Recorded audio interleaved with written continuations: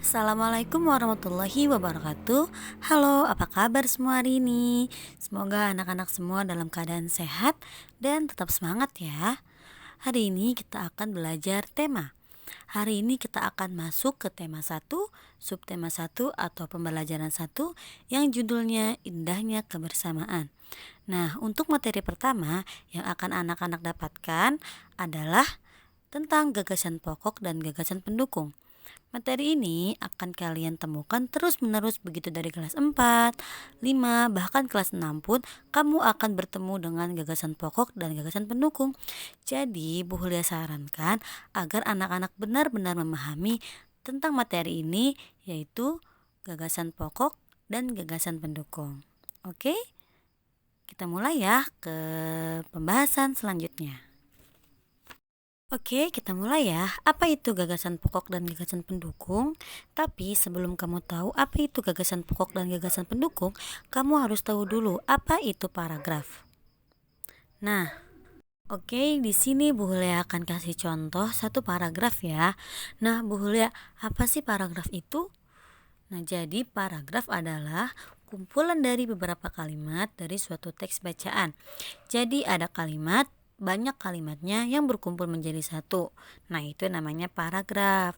Setiap awal paragraf itu biasanya ditandai dengan adanya bagian yang menjorok ke dalam atau menjorok ke kanan. Nah, seperti ini ya contohnya.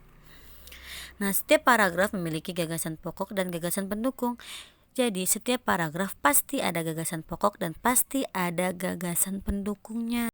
Oke, kita lanjut untuk mencari tahu apa itu gagasan pokok dan gagasan pendukung. Nah, kita mulai dulu dari pembahasan tentang gagasan pokok ya. Jadi, gagasan pokok adalah ide utama atau inti utama yang dibahas dalam suatu paragraf. Jadi, intinya apa sih paragraf itu? Paragraf itu ngomongin tentang apa sih? Gitu ya.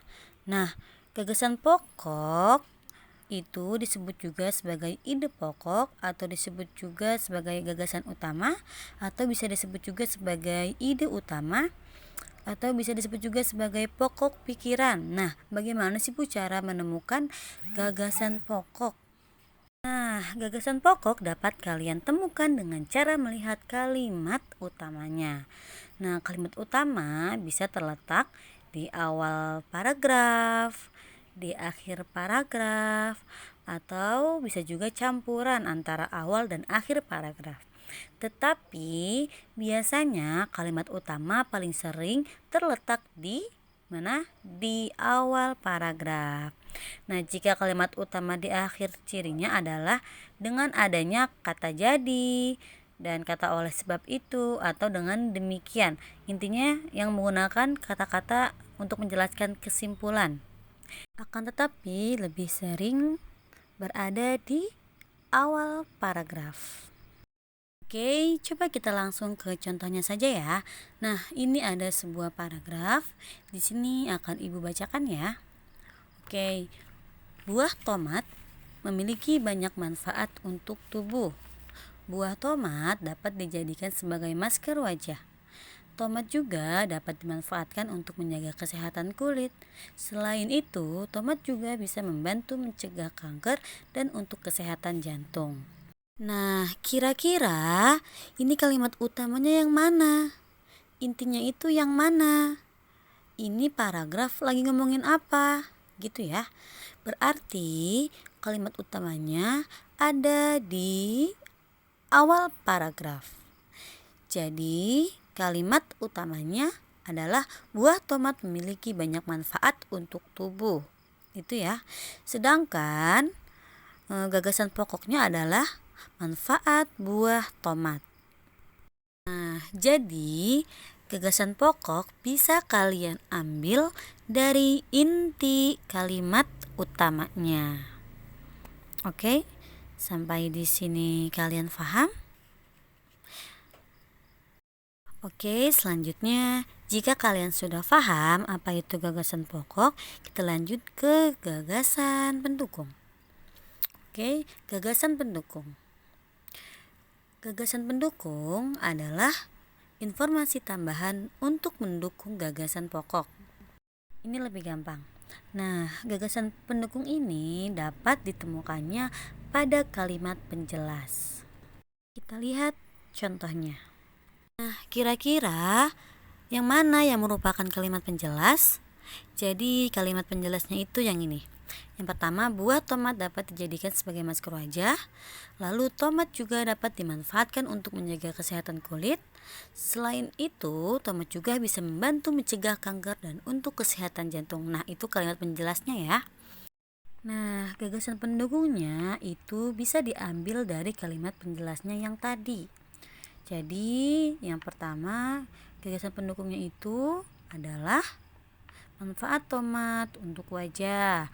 Lalu yang kedua, manfaat tomat untuk kulit. Lalu yang ketiga adalah manfaat tomat untuk mencegah kanker dan kesehatan jantung. Nah, seperti itu ya. Jadi, gagasan pendukung itu dapat ditentukan dengan melihat kalimat penjelasnya. Ya. Oke. Sampai sini paham, teman-teman? Anak-anak hebat.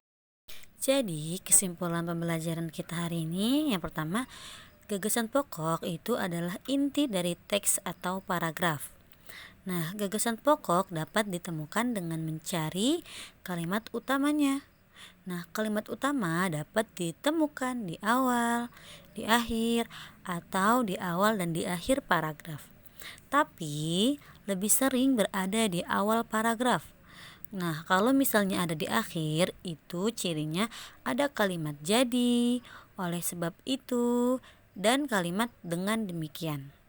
Nah, lalu bagaimana dengan gagasan pendukung? Gagasan pendukung itu informasi tambahan dari suatu paragraf.